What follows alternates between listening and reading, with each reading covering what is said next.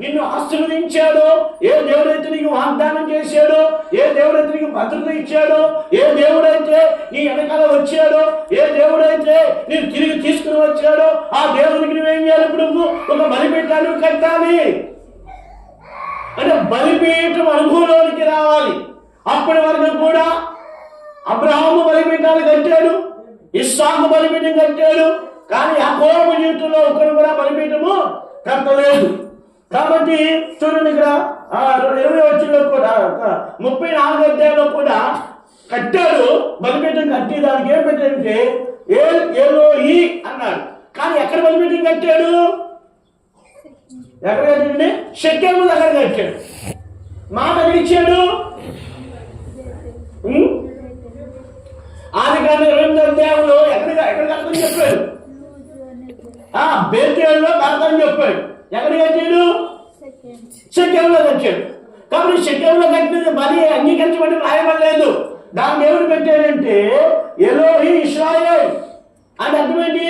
ఇశ్రాయేలే దేవుడు, అది అందరికీ తెలుసు. అది కాదు దేవుడికి కావాల్సింది. బేతేలులో దేవుడు. బేతేలు అనుభవం 5 విషయాలు చూపిస్తుంది.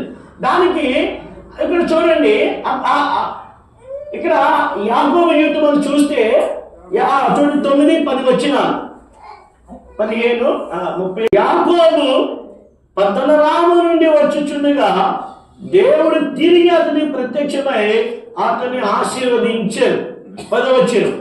అప్పుడు దేవుడు అతనితో, నీ పేరు యాకోబు, ఇక మీద నీ పేరు యాకోబు అనబడదు, నీ పేరు ఇశ్రాయేలు అని చెప్పి అతనికి ఇశ్రాయేలును పేరు పెట్టాడు. ఈ మాట గుర్తుపెట్టుకోండి. పద్దనరాము నుండి బయలుదేరి యాకోబు వస్తున్నారు. 32వ అధ్యాయంలో అంటే బేతేలుకి ఇంకా రాలేదు ఆయన. అంటే షెకెముకును పద్దనరాము నుండి మధ్యలో జరిగినటువంటి సంగతులు. ఈ బేతేలుకి రాకమునుపు ఆయన ఎక్కడికి వెళ్ళాడు? పెనియేలుకు వచ్చాడు. పెనియేలు. ఈ పెనియేలు అనుభవం ఏంటంటే దేవునితో పోరాడుతున్నాడు. కాబట్టి పెనియేలు అనుభవం ఏంటి? పోరాటం. ఎవరితో పోరాటం? దేవునితో పోరాటం. ఎలా పోరాడాడు? అది రాయబడింది. ఒక నలుడు యాకోబుతో తెల్లవారి వరకు ఏం చేశాడు? పెరుగులాడుచుండెను. అప్పుడు ఆ నలుడు ఏమన్నాడంటే, తెల్లవారే ముందు నన్ను పోనీ అన్నాడు. అప్పుడు యాకోబు ఏమన్నాడంటే, నీవు నన్ను ఆశీర్వదిస్తే కానీ నేను పోనీను అన్నాడు. కాబట్టి అప్పుడు ఏమన్నాడంటే ఆయన, దేవుడు ఏమని అడిగాడు? నీ పేరు ఏంటి? తెలియక దేవుని పేరు